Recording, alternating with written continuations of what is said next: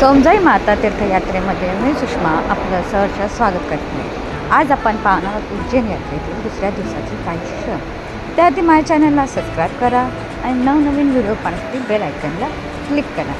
चला तर पाहू उज्जैन यात्रेतील. माता तीर्थयात्रा मंडळमध्ये मी मनोहर महाराज झुले. उज्जैन यात्रा करत असताना आज या ठिकाणी आम्ही ओंकारेश्वरी ते दर्शनासाठी आलेलो आहोत.